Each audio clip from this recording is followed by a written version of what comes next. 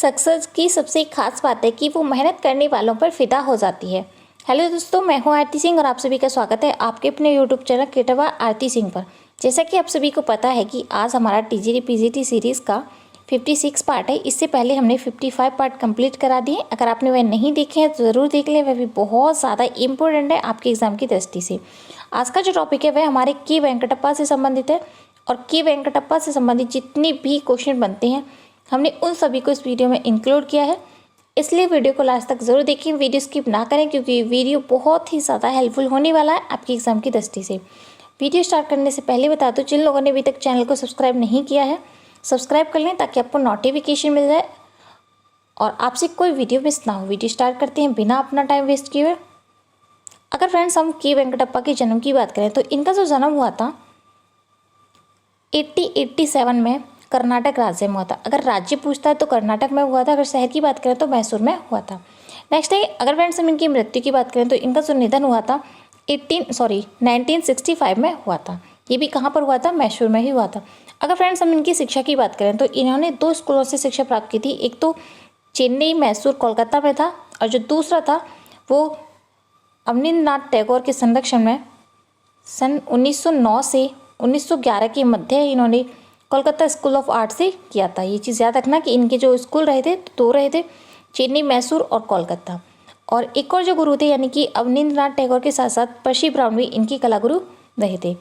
अगर फ्रेंड्स हम इनके शिक्षण की बात करें यानी कि इन्होंने अध्यापन जो कार्य किया था, कहाँ किस स्कूल में अध्यापन कार्य किया था, तो मैसूर कला विद्यालय में अध्यापन कार्य किया था। ये भी इंपॉर्टेंट क्वेश्चन है और यहाँ से भी क्वेश्चन पूछ लिया जाता है। बहुत बार ऐसा हुआ है कि वे कौन से बंगाली कलाकार हैं जिन्होंने कलकत्ता स्कूल ऑफ आर्ट के साथ साथ ही चेन्नई में भी शिक्षण कार्य किया था, तो वो कौन थे? के वेंकटप्पा कलाकार थे। तो चीज़ याद रखना, इंपॉर्टेंट क्वेश्चन। नेक्स्ट देख लीजिए। नेक्स्ट हमारा कि अगर फ्रेंड्स हम इनकी प्रसिद्धि की बात करें यानी कि इन्होंने किस रूप में ज़्यादा से ज़्यादा प्रसिद्ध थे, तो अगर प्रसिद्धि की बात करें तो ये एक चित्रकार थे, साथ के साथ एक मूर्तिकार भी थे और साथ के साथ एक वीणा वादक थे। ये वाला क्वेश्चन बहुत बार पूछा गया कि वह कौन सा बंगाली कलाकार है जो चित्रकारी के साथ साथ एक वीणा वादक थे यानी कि वीणा वादक था, तो वो कौन थे? यानी कि वीणा भी बजा लेते थे, तो वो के वेंकटप्पा थे। अगर मुख्य रूप से बात करें कि ये प्रमुख रूप से किस लिए प्रसिद्ध थे, तो ये चित्रकारी के लिए बहुत ज़्यादा प्रमुख थे। इंपॉर्टेंट क्वेश्चन है, मैं आपको पहले बता रही हूँ क्योंकि इन क्वेश्चन को आप अच्छे से रट लेना। अगर फ्रेंड्स हम इनके माध्यम की बात करें यानी कि इन्होंने इनका जो कार्य करने का जो माध्यम रहा था वो क्या कर रहा था, तो इनका एक तो रहा था जल रंग थे, वॉश, टेम्परा और तेल रंग और क्रेयॉन, ये सभी जो रहे थे ये इनके प्रमुख रूप से माध्यम रहे थे। नेक्स्ट है, अगर हम फ्रेंड्स इनकी विषय की बात करें यानी कि इनके चित्रण विषय जो रहे थे वो कौन कौन से रहे थे, तो जो प्राचीन जो आख्यान होते हैं, पुराण होते हैं, उनसे आधारित इन्होंने बहुत ज़्यादा चित्रण किया था। अगर मुख्य रूप से बात करें तो इन्होंने राम और सीता से संबंधित सबसे ज़्यादा चित्र बनाए हैं जो कि रामायण पर आधारित है। तो ये चीज़ याद रखना। अगर इनकी मुख्य रूप से बात करें कि वह कौन सा बंगाली कलाकार है जिसने यानी कि रामायण को सबसे ज़्यादा चित्र किया, तो और रामायण में राम सीता का, तो वो कौन थे? के वेंकटप्पा थे। इंपॉर्टेंट क्वेश्चन है, ये चीज़ याद रखना। यहाँ पर मैंने जितने भी इनके इंपॉर्टेंट क्वेश्चन है उन सभी को आपको बता दिया है। नेक्स्ट देख लेते हैं। नेक्स्ट हमारा कि अगर फ्रेंड्स हम इनकी उपलब्धि की बात करें और या फिर इनकी कि ये किस कार्य के लिए बहुत ज़्यादा प्रसिद्ध है यानी कि इन्हें किस नाम से जाना जाता था, तो वो बात कर लेते हैं। इन्हें एक प्रमुख रूप से जाना जाता था, इन्हें जाना जाता था मैसूर का मंसूर। ये पूछा जा सकता है कि किस बंगाली कलाकार को मैसूर का मंसूर कहा जाता है, क्योंकि इनका जो जन्म हुआ था वो कहाँ पर हुआ था, तो वो मैसूर में ही हुआ था, तो इसीलिए इनको मैसूर का मंसूर कहा गया है। इंपॉर्टेंट क्वेश्चन है, ये वाला क्वेश्चन बहुत बार पूछा गया है, तो मैं आपको ये चीज़ बता रही हूँ, ये याद रखना ज़रूर, इंपॉर्टेंट क्वेश्चन है। नेक्स्ट है कि अगर फ्रेंड्स हम इनकी प्रभाव की बात करें कि इनके जो ऊपर प्रभाव था किस शैली का था, तो इनके ऊपर प्रभाव जो था वो मुगल, ईरानी, राजस्थानी और पश्चिमी कला का बहुत ज़्यादा प्रभाव था। अगर मुख्य रूप से बात करें तो इनके ऊपर राजस्थानी और पश्चिमी कला का प्रभाव था और इनके जो चित्रों में रंगांकन जो मिलता है वो मुगल शैली से संबंधित मिलता है। अगर फ्रेंड्स हम इनके वक्तव्य की बात करें यानी कि कथन की बात करें कि इनके द्वारा कौन सा कथन कहा गया था, तो इन्होंने कहा था कि कला में मात्र प्रतिरूपण न करके कल्पना के साथ सृजन करना ज़्यादा श्रेष्ठ होता है। यानी कि किसी चीज़ को प्रतिरूप ना करके, जैसे कि छवि बनाते हैं देखकर, वो चीज़ ना करके अपने जो काल्पनिक होते हैं, आंतरिक जो कला होती है उसका सृजन करना ज़्यादा श्रेष्ठ है। वो किसके द्वारा कहा गया था? बंगाली कलाकार के वेंकटप्पा के द्वारा कहा गया था। नेक्स्ट हमारा कि अगर फ्रेंड्स हम इनके इनके बारे में वक्तव्य की बात करेंगे, इनके बारे में जो वक्तव्य कहा गया था वो किसके द्वारा कहा गया था और क्या कहा गया था। तो अवनींद्रनाथ टैगोर ने कहा था, जो इनके कला गुरु रहे थे। कब रहे थे, इनके बारे में ज़रूर याद रखना, क्योंकि ये वाला क्वेश्चन बहुत बार पूछा जाता है कि इन्होंने यानी कि के वेंकटप्पा ने किसके संरक्षण में यानी कि अवनींद्रनाथ टैगोर के संरक्षण में कब शिक्षा प्राप्त की थी। तो सन 1909 से 1911 के मध्य में की थी। तो इनके बारे में जो अवनींद्रनाथ टैगोर ने कहा था, तो कहा था कि के वेंकटप्पा के लिए कि एक शिल्पी के लिए कला ही उसका जीवन है। यानी कि जो अवनींद्रनाथ, ये वाला जो कथन कहा गया है कि ये पूछा जा सकता है कि ये किस कलाकार के द्वारा कहा गया है कि एक शिल्पी के लिए कला ही उसका जीवन है। तो किसने कहा था, अवनींद्रनाथ टैगोर के द्वारा ये वक्तव्य कहे हैं। इसी चीज़ को यानी कि इनके वक्तव्य को ही जो सबसे ज़्यादा प्रतिरूप किया है अपनी चित्रों में, अपनी मूर्तियों में जितने भी हो रहे थे, तो किसने कहा था, वो के वेंकटप्पा ने बखूबी रूप से अपने जीवन में उतारा। तो ये चीज़ याद रखना है, इंपॉर्टेंट क्वेश्चन है। नेक्स्ट देख लेते हैं। नेक्स्ट हमारा, अगर फ्रेंड्स हम इनके मुख्य चित्रों की बात करें तो इनके जो प्रमुख चित्र हैं वो बहुत ज़्यादा इंपॉर्टेंट है, आप उन सभी को नोट डाउन कर लेना। पिछली वीडियो में हमें किसी ने कमेंट किया था कि आप जितने भी चित्र बताते हो उनका माध्यम ज़रूर बताया करें, तो मैंने आज उन सभी की चीज़ों को यहाँ पर ऐड किया है। अगर फ्रेंड्स हम इनकी शकुंतला का प्रस्थान चित्र की बात करें तो यह एक भित्ति चित्र है जिसे हम रिलीफ भी बोलते हैं। तो इस चीज़ याद रखना, इंपॉर्टेंट क्वेश्चन है। अगर पूछा जाता है कि शकुंतला का प्रस्थान जो चित्र बनाया गया है वह किसके द्वारा बनाया गया है, तो वो के वेंकटप्पा के द्वारा बनाया गया है, और वह क्या है, एक भित्ति चित्र है जिसे हम रिलीफ भी बोलते हैं। नेक्स्ट हमारा कि लॉर्ड शिवा, जो लॉर्ड शिवा बनाया गया चित्र है वो किसके द्वारा, के वेंकटप्पा के द्वारा बनाया गया है, और वह भी एक क्या है, भित्ति चित्र है जिसे हम रिलीफ बोलते हैं। नेक्स्ट हमारा चैतन्य का जन्म, जो चैतन्य का जन्म चित्र है वो किसके द्वारा बनाया गया है, वेंकटप्पा के द्वारा, यह भी एक क्या है, भित्ति चित्र है। तो चीज़ भी याद रखना, इंपॉर्टेंट क्वेश्चन है।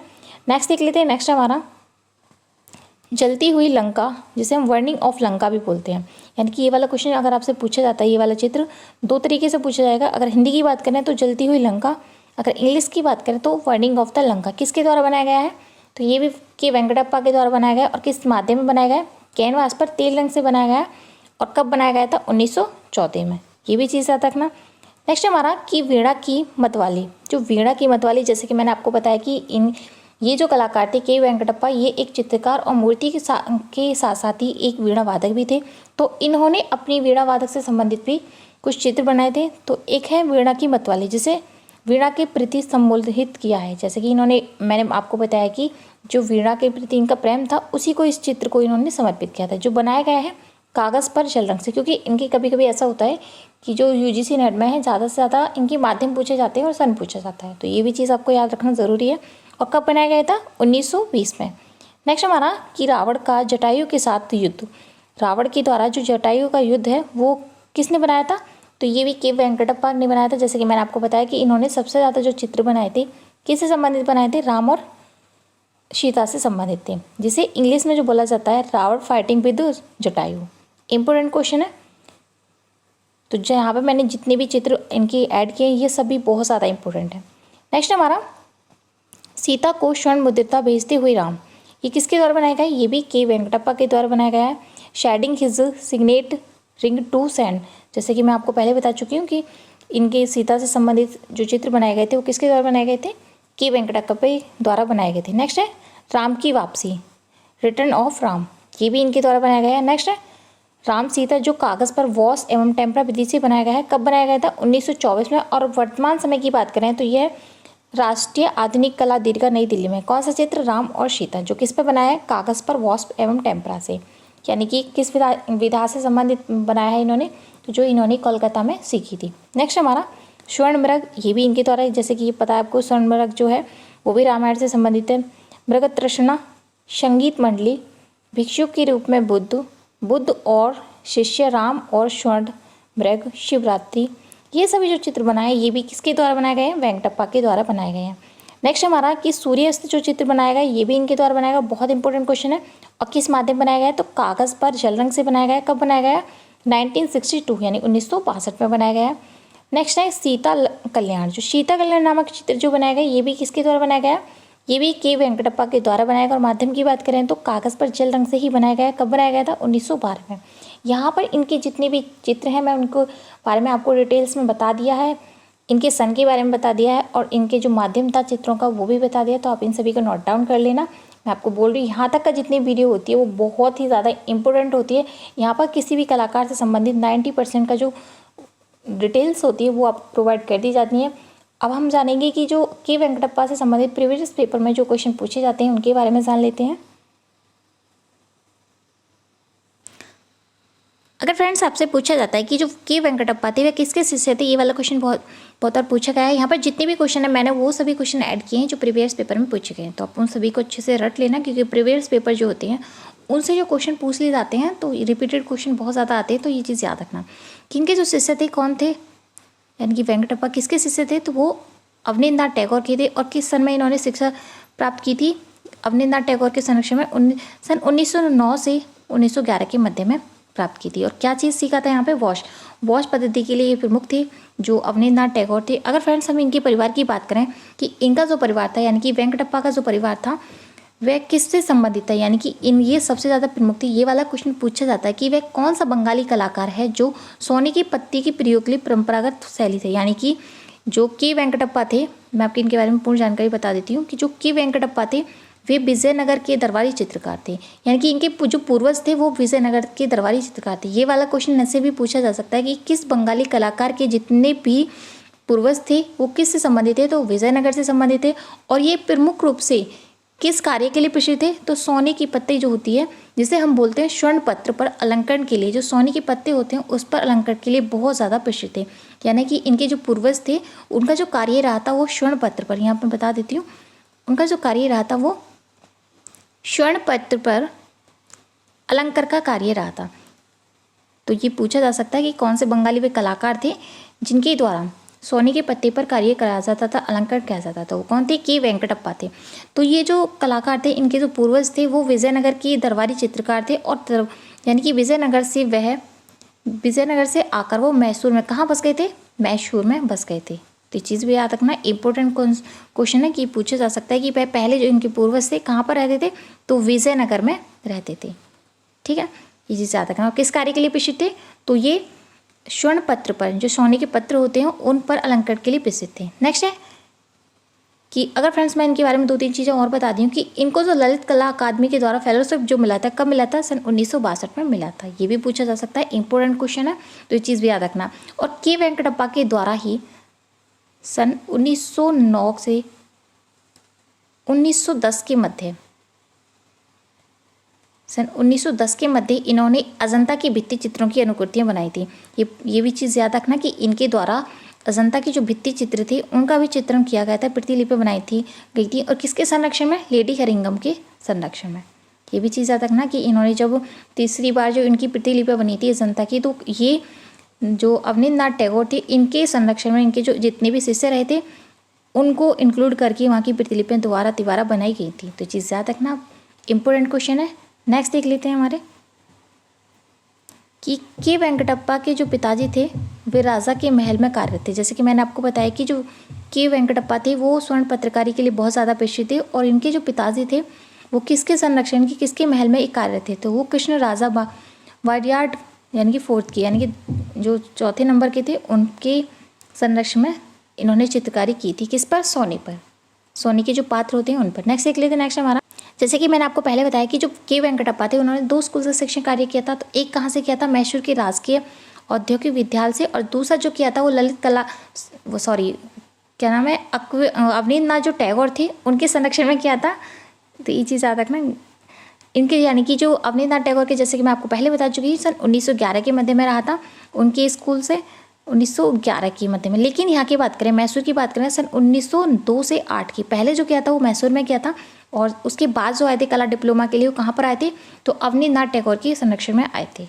ये इन दोनों की जितनी भी संधि इनके बारे में याद रखना। नेक्स्ट देख लेते हैं कि वेंकटप्पा ने government college of art and craft के उच्च शिक्षा कब प्राप्त की थी। जैसे कि मैंने आपको पहले बताया कि कब प्राप्त की थी, यहाँ पर टाइपिंग एरर है, सन 1909 से 1911 के मध्य में की थी। ये भी चीज़ याद रखना।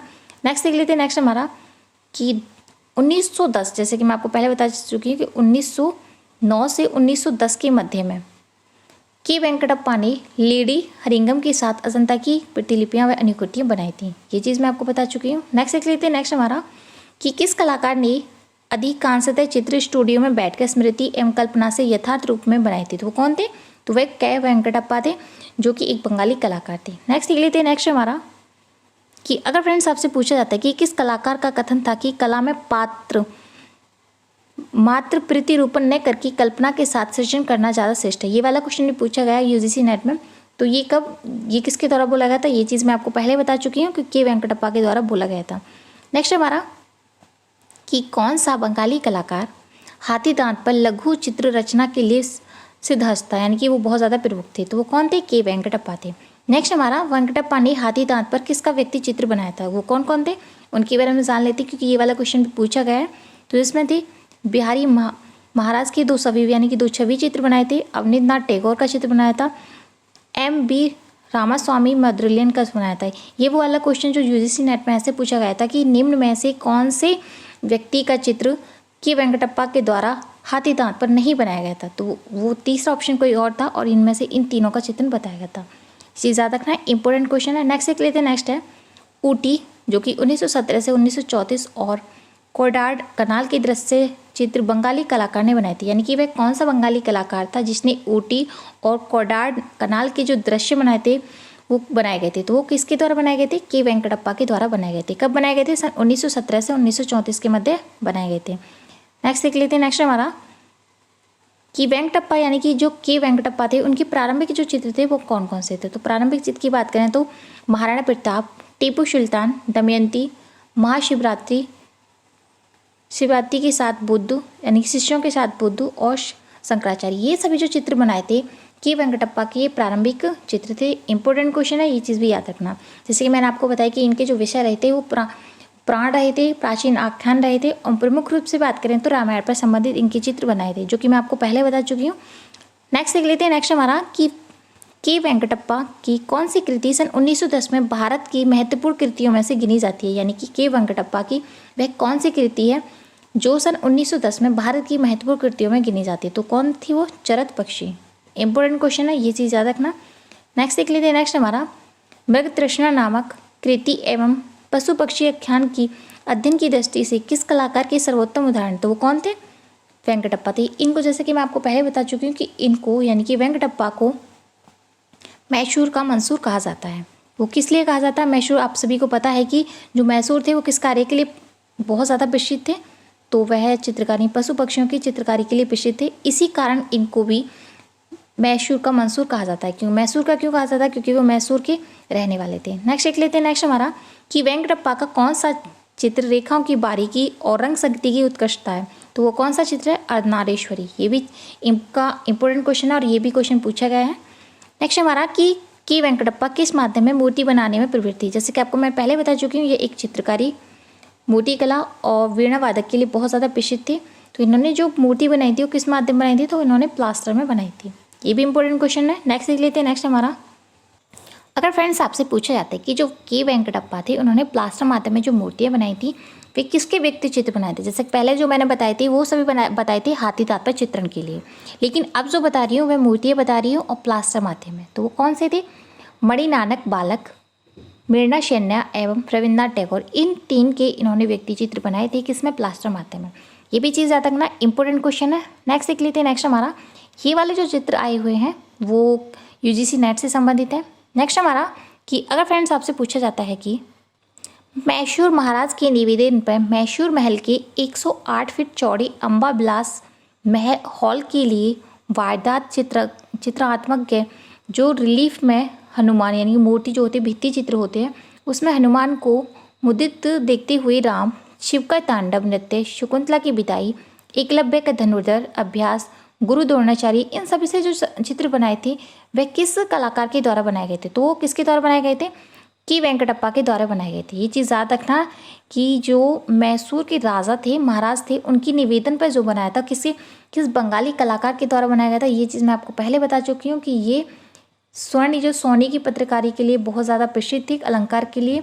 और इन्होंने ही जैसे कि मैंने आपको बताए थे इनके जो पूर्वज थे वो विजयनगर के दरबारी चित्रकार थे, और इसी वजह से इन्होंने जो चित्र बनाए थे वो किसके निवेदन बनाए थे, तो मैसूर के जो राजा थे उनके निवेदन पर मैसूर महल एक है वहाँ पर चित्र बनाए थे, जो कि जो हॉल की बात करें तो वो 108 फीट चौड़ी अम्बा विशाल हॉल पर इन्होंने अनेक चित्र बनाए थे जो कि रामायण पर आधारित थे। इंपॉर्टेंट क्वेश्चन है, तो ये चीज़ याद रखना, बहुत इंपॉर्टेंट क्वेश्चन है। नेक्स्ट देख लेते हैं। नेक्स्ट हमारा कि के वेंकटप्पा ने कला दीर्घा की नींव जो रखी थी वो कब रखी थी, तो वो 24 नवंबर 1967 में रखी गई थी। ये क्वेश्चन भी बहुत ज़्यादा इम्पोर्टेंट है कि किस बंगाली कलाकार के द्वारा कला दीर्घा की नींव रखी गई थी। तो किसके द्वारा रखी गई थी, के वेंकटप्पा के द्वारा रखी गई थी। और कब रखी गई थी, 24 नवंबर 1967 में रखी गई थी। ये चीज़ आप जरूर याद रखना। नेक्स्ट देख लेते हैं। नेक्स्ट हमारा कि अगर फ्रेंड्स आपसे पूछा जाता है कि कला दीर्घा की नींव किसके द्वारा रखी गई थी, जो कि मैं आपको पहले बता चुकी हूँ कि इसकी जो नींव रखी गई थी वो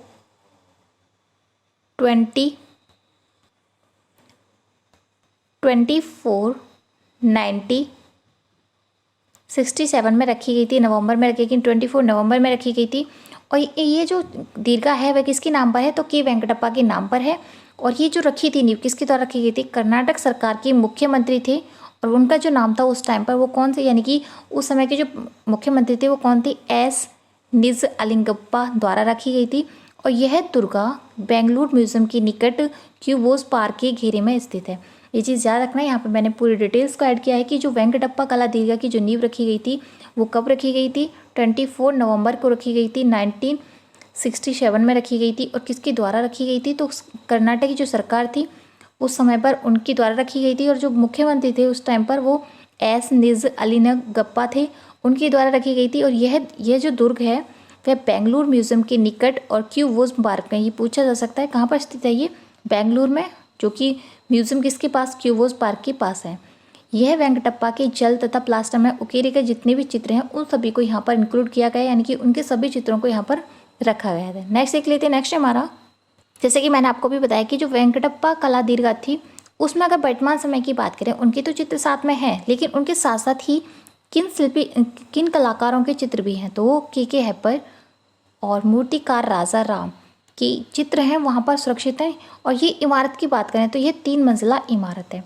ये चीज़ याद रखना, कहाँ पर है, ये बेंगलोर में। नेक्स्ट हमारा कि के वेंकटप्पा को किस सन में ललित कला अकादमी नई दिल्ली ने उन्हें रत्न सदस्य चुना था। जैसे कि मैं आपको पहले बता चुकी, कब चुना गया था, सन 1962 में, यानी कि 1942 में चुना गया था, सॉरी 62 में चुना गया था, 42 नहीं है।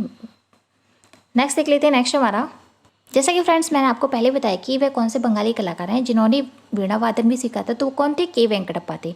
तो इसी की बात करें तो के वेंकटप्पा ने किस सन में कोलकाता में उनकी जो भेंट हुई थी, जो इनके यानी कि वीणा वादक गुरु जो रहे थे उनसे प्रसिद्ध, यानी कि वीणा वादक वीणा शेषान्य के शिष्य श्री रंगमरा स्वामी अयारगार से हुई थी। यानी कि इनके जो कला गुरु रहे, सॉरी वीणा वादक जो गुरु रहे थे वो कौन रहे थे, तो रंगमरा स्वामी अयारगान रहे थे। और उन्होंने जो शिक्षा ली थी कब ली थी, सन 1912 में ली थी। इंपॉर्टेंट क्वेश्चन है।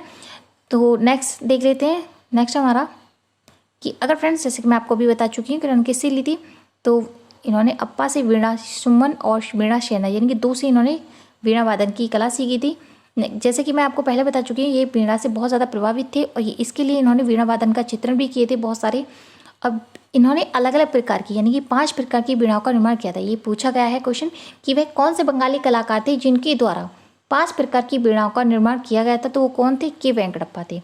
नेक्स्ट हमारा, के वेंकटप्पा द्वारा बनाई गई 5 प्रकार की जो वीणा है वो वर्तमान समय में कहाँ पर है, तो ये जो वीणा दीर्घा गैलरी है वो वहाँ पर सुरक्षित है, यहाँ पे बेंगलोर में है, जिसकी स्थापना 24 नवंबर 1997 में रखी गई थी। नेक्स्ट हमारा, वीणा वादक में पागल नामक चित्र जो बनाया गया था वह किस कलाकार के द्वारा बनाया गया था, तो ऑब्वियसली बात है जब ये इनसे संबंधित है तो के वेंकटप्पा के द्वारा ही बनाया गया होगा। नेक्स्ट हमारा, के वेंकटप्पा किस रूप से प्रसिद्ध थे, तो वो चित्रकारी के लिए प्रमुख रूप से प्रसिद्ध थे, लेकिन उन्होंने साथ के साथ चित्रकारी, मूर्ति कला और वीणा वादन का भी शिक्षण प्राप्त किया था। ये चीज़ भी याद रखना, इंपॉर्टेंट क्वेश्चन है।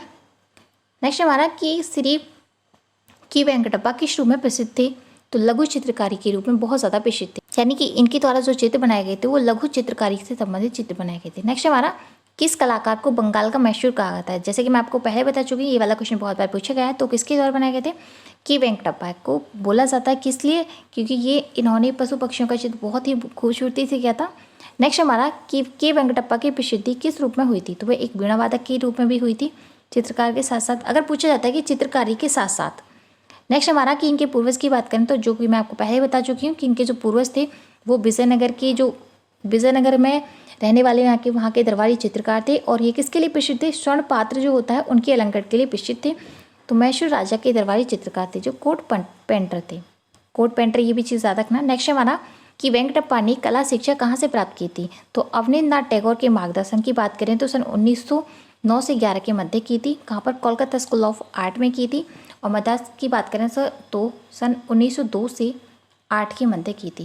ये चीज़ याद रखना है, इंपॉर्टेंट क्वेश्चन है।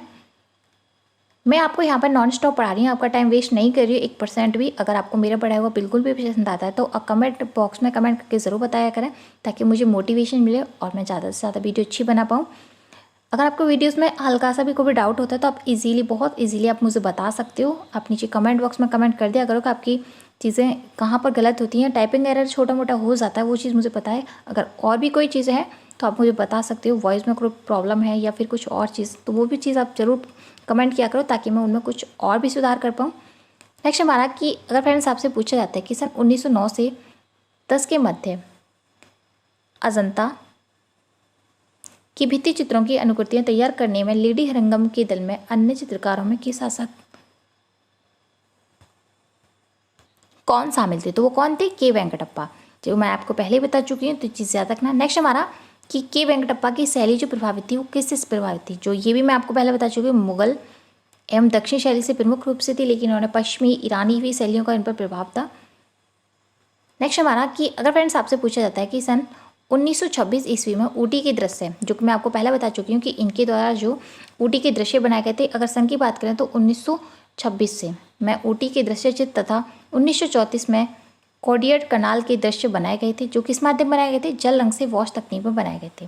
तो कौन थे वो? के वेंकटप्पा के द्वारा। ये चीज़ याद रखना, ऊटी के जो बनाए थे 1926 में बनाए थे, लेकिन कोडियड कनाल के दृश्य जो बनाए थे वो कब बनाए थे? 1934 में बनाए थे। नेक्स्ट हमारा कि राम द्वारा हनुमान को मुद्रित अर्पण अलंका, दहन सीता व स्वयंवृग, राम का विवाह, टीपू सुल्तान इत्यादि जो चित्र हैं वे किसके द्वारा बनाए गए? तो वो के वेंकटप्पा के द्वारा बनाए गए। ये चीज़ मैं आपको पहले बता चुकी हूँ। इनके द्वारा जो चित्र बनाए गए थे तो किससे संबंधित थे? रामायण से संबंधित थे। नेक्स्ट हमारा कि 1974 ईस्वी में कर्नाटक सरकार ने किस कलाकार के नाम पर बेंगलुरु में वेंकटप्पा आर्ट गैलरी की स्थापना की थी? तो कब की थी? सन 1974 में। ये भी चीज़ याद रखना, ये टाइपिंग एरर है, मैं आपको एक चीज़ बता चुकी हूँ कि इनकी जो स्थापना की थी वो 1987 में की थी। नेक्स्ट हमारा कि वेंकटप्पा की जो मृत्यु की बात करें तो इनकी जो मृत्यु जो हुई थी कब हुई थी? तो ये चीज़ भी मैं आपको बता चुकी हूँ। इनकी जो निधन हुआ था 1965 में हुआ था, यानी कि 1965 में हुआ था। अगर हम महीने की बात करें तो 26 मई को हुआ था। ये भी चीज़ याद रखना, इंपॉर्टेंट क्वेश्चन है। तो यहाँ पर मैंने जितने भी क्वेश्चन बताए हैं ये बहुत ही ज़्यादा हेल्पफुल है। नेक्स्ट हमारा कि सूर्य अस्त प्रतीकात्मक जो चित्र है वह किस कलाकार के द्वारा बनाया गया था? सूर्य अस्त प्रतीकात्मक जो चित्र बनाया है वो के वेंकटप्पा का द्वारा बनाया गया। कब बनाया गया था? सन 1957 ईस्वी में बनाया गया था। ये भी चीज़ याद रखना। तो यहाँ पर मैंने इनके बारे में जितनी भी डिटेल्स थी आपको प्रोवाइड कर दी हैं। आज का जो वीडियो वो यहीं समाप्त होता है। अगर वीडियो अच्छा लगा है तो कमेंट बॉक्स में कमेंट करके ज़रूर बताएं कि आपको वीडियो कैसा लगा। Thank you for watching this video. मिलते हैं नेक्स्ट वीडियो में, तब तक के लिए bye bye and thank you so much.